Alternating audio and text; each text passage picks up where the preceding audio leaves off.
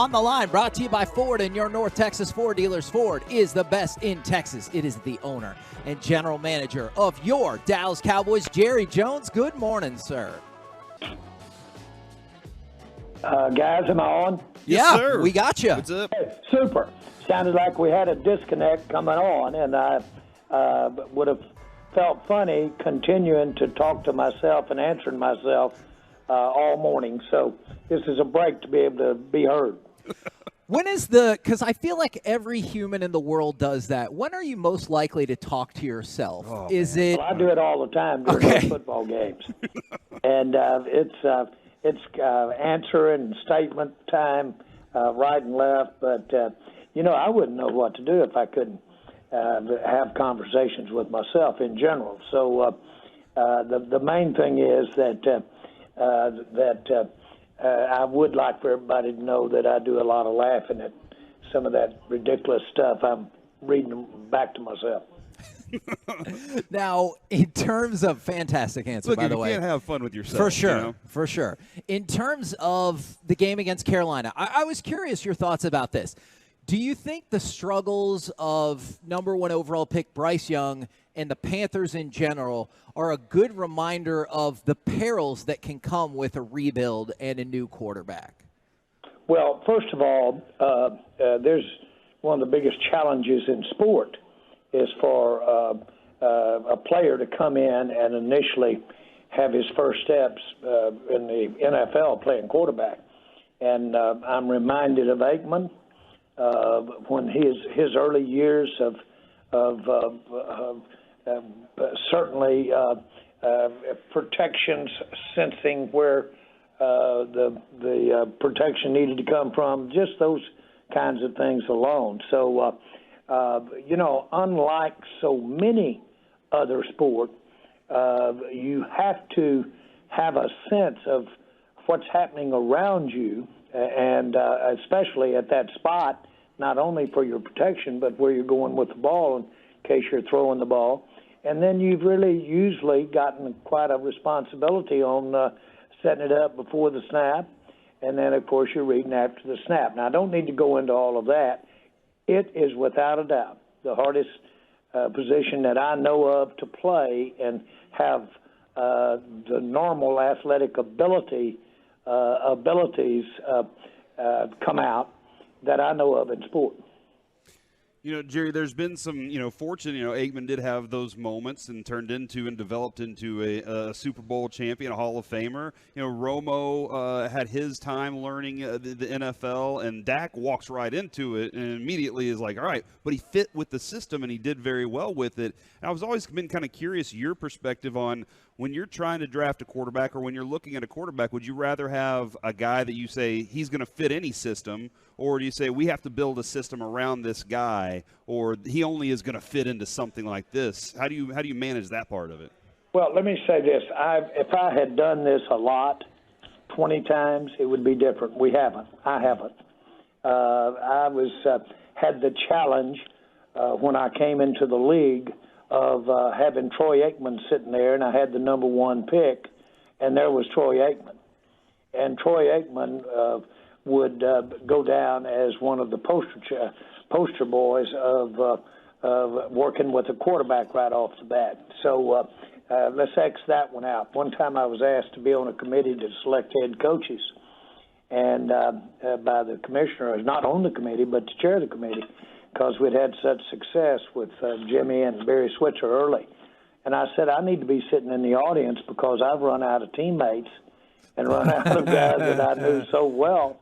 And those were my first two selections, and that was pretty much, as it turns out, I knew them to both have genius IQs and have some of the most outstanding accomplishments in college. But apart from that, I knew them. Well, where I'm going back to Troy was, from that standpoint, and the successes that we enjoyed in those years are a direct result of his excellence and what he was able to do uniquely. And so where do you go from there? You can go through a series of quarterbacks after that, let's say, that puts you down in the real world and what you're trying to make happen at that position.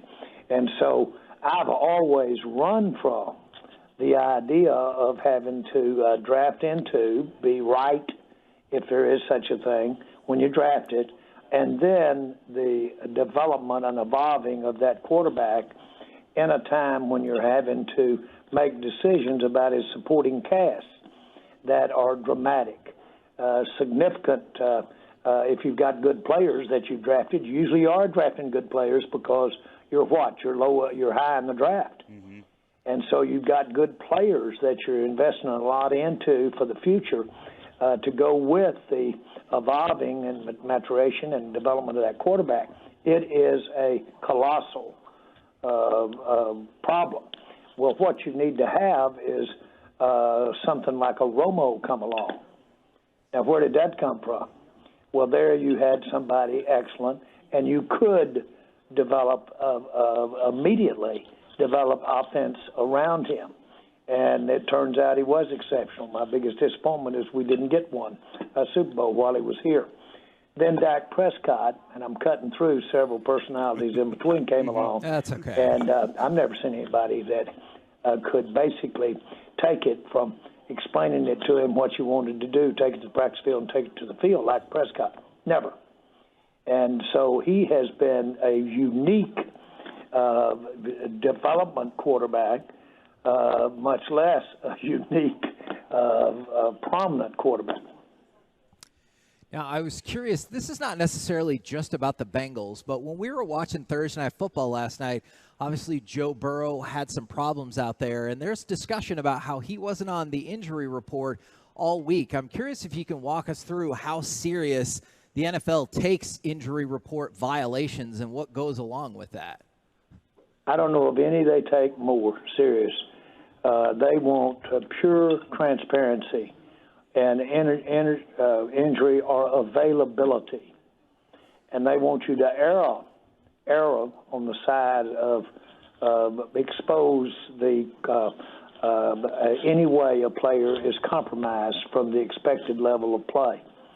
And very serious about it, very, very punitive when you don't do it. They're very serious about it, NFL.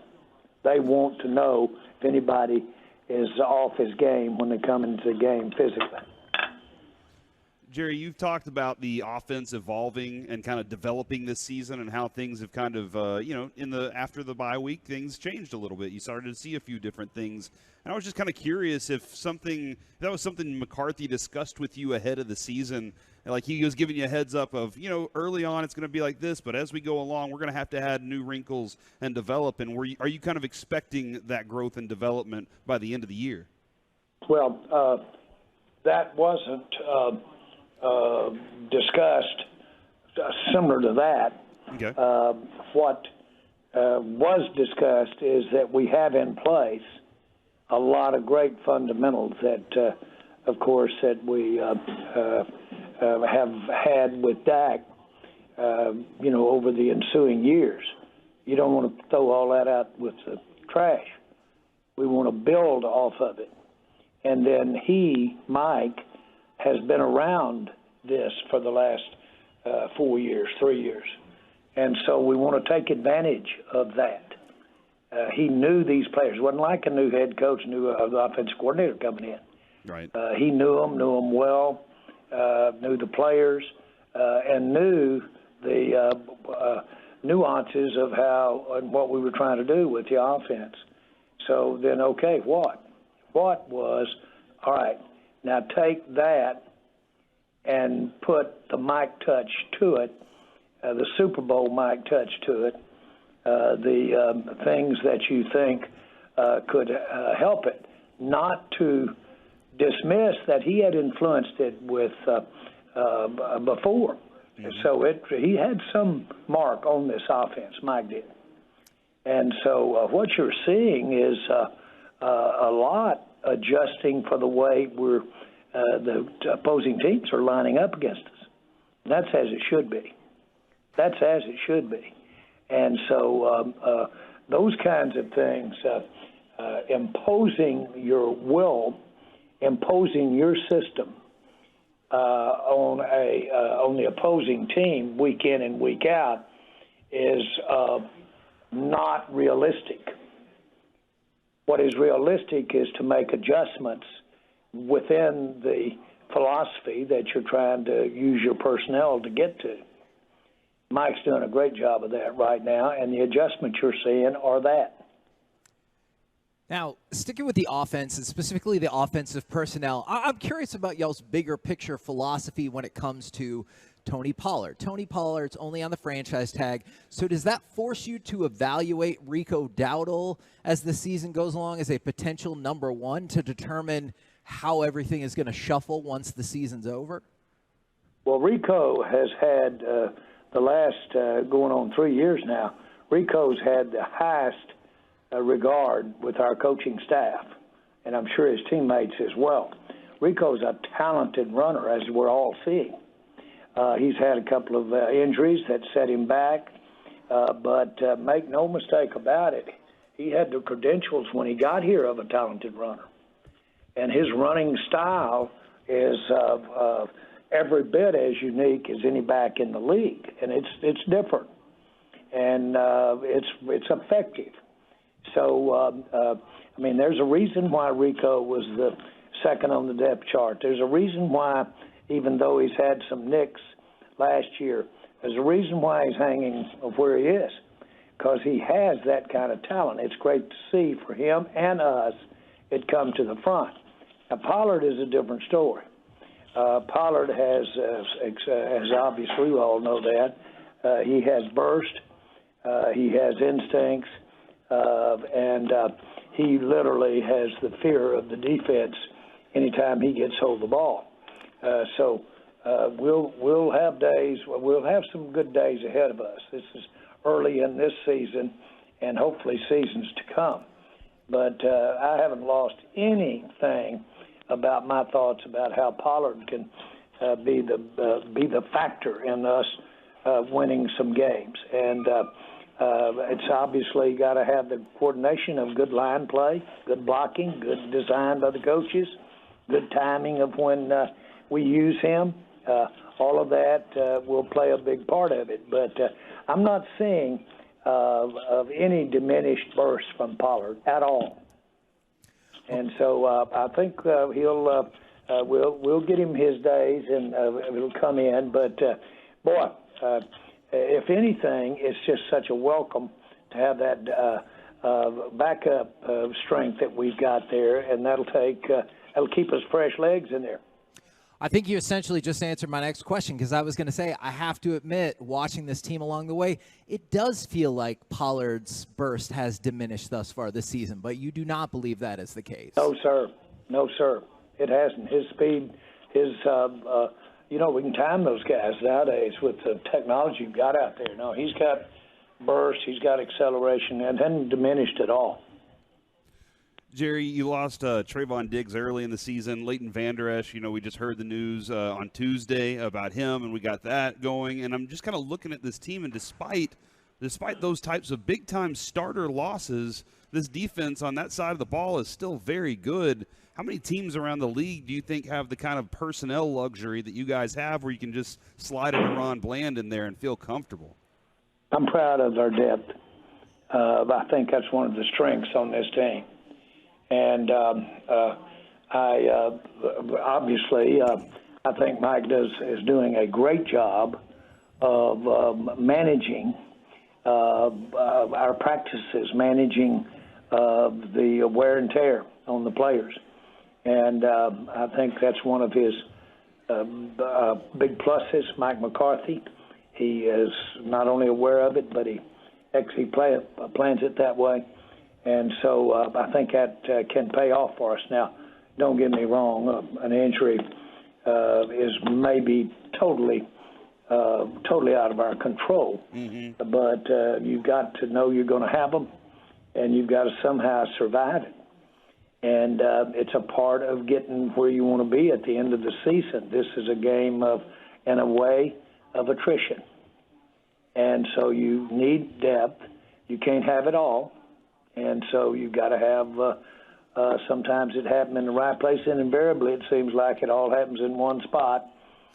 When you get it going, all of a sudden you've got two players that are hurt in a spot rather than just the one. So all of that is there, and I just as we move forward week to week, push this thing forward, get us down to where we can get there for the playoffs.